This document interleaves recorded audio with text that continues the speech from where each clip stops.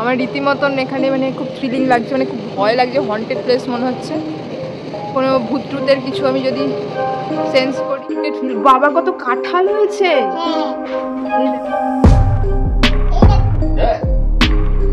এটা তো সেরা।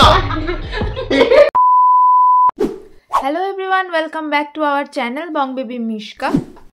ফুকেট সিটি ট্যুর করার পর আমরা বেশ টায়ার্ড হয়ে গিয়েছিলাম, তাই আমরা নিয়ে নিলাম থাইল্যান্ডের বিখ্যাত মাসাজ।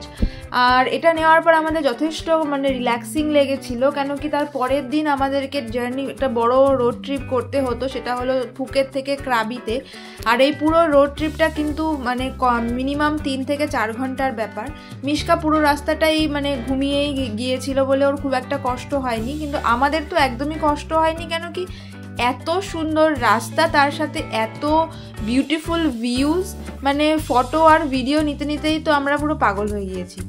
আর এটা হলো একটা থাইল্যান্ডের বাসের ব্যাক সাইড, বেশ ইন্টারেস্টিং না? আমরা তাই এটারও একটা ভিডিও নিয়েছিলাম।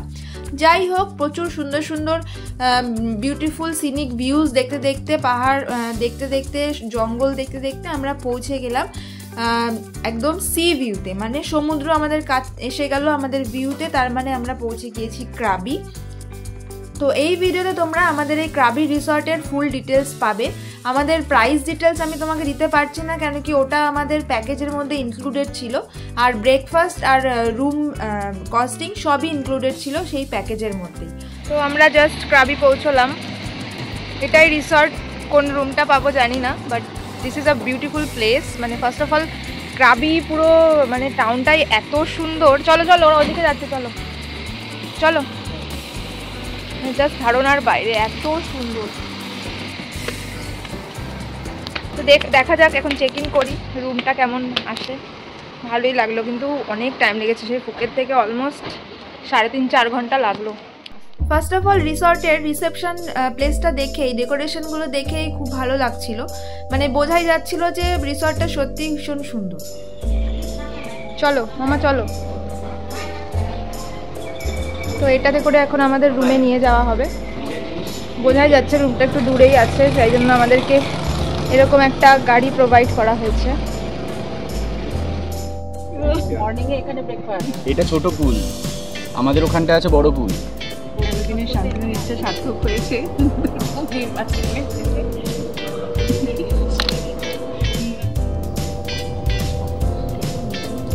এখানেই সব দিন থাকলে ভালো। এই ক্রাবির ব্যাপারটাই তাই। This way to the beach. এই দিক থেকে আমরা বিচে যেতে পারবো। হেঁটে বেরোতে হবে ভাই। স্নান করলে ওখান থেকে এই অবধি ঘিরে আসতে হবে। তো এটা হলো আমাদের থাকার জায়গা, জায়গাটা দেখো। আমার রীতিমতন এখানে খুব থ্রিলিং লাগছে, খুব ভয় লাগছে, হন্টেড প্লেস মনে হচ্ছে। কোনো ভূতটুতের কিছু আমি যদি সেন্স করি, ভিডিও করতে তো পারবো না। দেখো জায়গাটা কোন মনে হচ্ছে কোন জঙ্গলের মধ্যে নিয়ে এসেছে।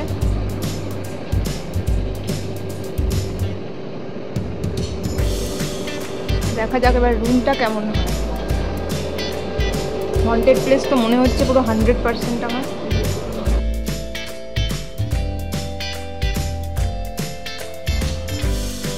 বাপরে কি বড় বড় কচু গাছ,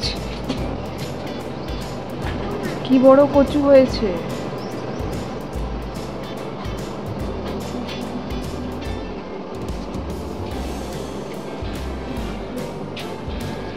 আসি তো রুমে ঢুকছি, দেখো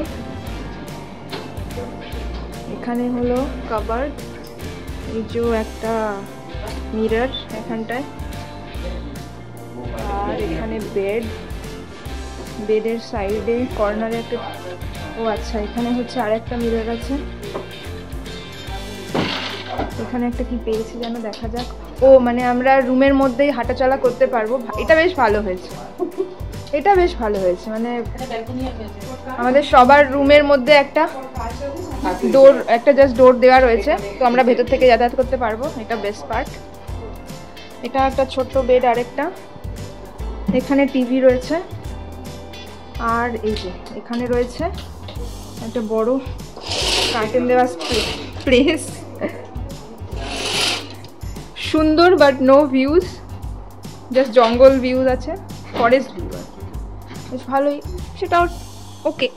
একটু হন্টেড ফিল। বাবা কত কাঁঠাল হয়েছে, হ্যাঁ এই দেখো কত কাঁঠাল। কাঁঠাল। আসো দেখো এখানে কাঁঠাল হয়েছে কত, এই দেখো। এটা তো সেরা।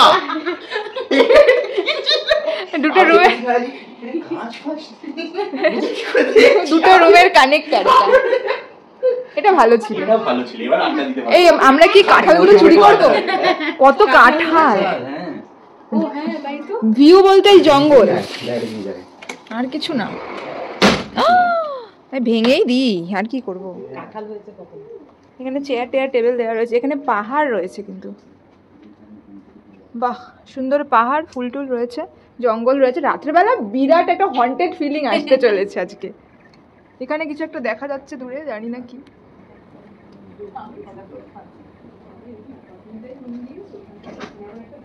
মাম্মা কেমন লাগছে একটু বলো বন্ধুদেরকে। আর আমরা খুব টায়ার্ড হয়ে গেছি, কেন কি আজকে লাঞ্চ করাও হয়নি। হ্যাঁ একে দেখে মনে হচ্ছে একটু টায়ার্ড আছে না, লাঞ্চ করেছি না, ড্রেস চেঞ্জ করেছি। আমারও।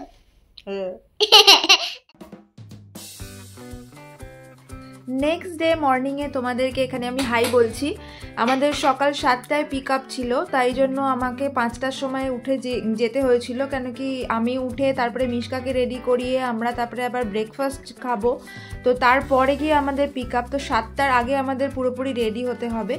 যথারীতি বেরিয়ে পড়েছিলাম রেডি হয়ে, মিশকাও তো ঘুম ঘুম চোখে ঢুলো ঢুলো চোখে বেরিয়ে পড়েছিল। তো এবার তোমরা দেখতে থাকো।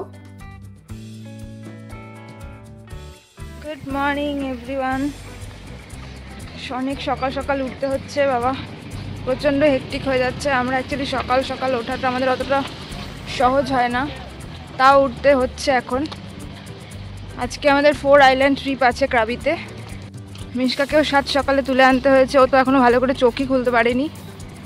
একদম 7টায় উঠে গেছি, মানে 7টায় উঠে গেছি না, উঠেছি 5টায়। 7টার মধ্যে বেরিয়ে গেছি, কেন কি এখানে আমাদের এখন ব্রেকফাস্ট করতে হবে, ব্রেকফাস্ট করেই আমাদের বেরোতে হবে। আজকে পুরো বোট রাইড আছে। বেচারা এখনো হাই তুলছে, ওকে দেখে কষ্ট লাগছে।